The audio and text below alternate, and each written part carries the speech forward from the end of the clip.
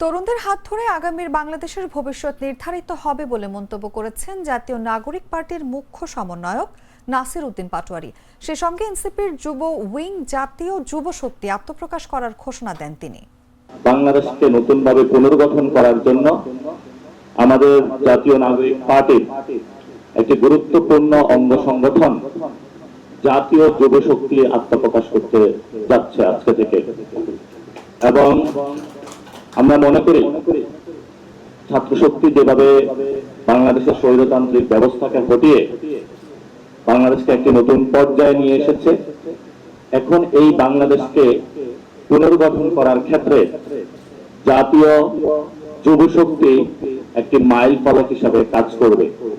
সেই ক্ষেত্রে আপনারা দেশবাসী, বিভিন্ন বন্ধুজন, বিভিন্ন শুভাকাঙ্ক্ষী, দেশ মাতৃকার সেবায় নিয়োজিত যারা রয়েছেন, আপনারা আমাদের উপর আস্থা রেখেছিলেন, বিশ্বাস রেখেছিলেন।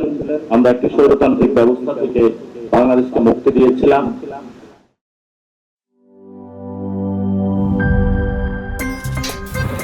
আমার একটা স্মার্ট সিদ্ধান্তে 25% গ্যাসের খরচ কমেছে। ভাবছেন কিভাবে?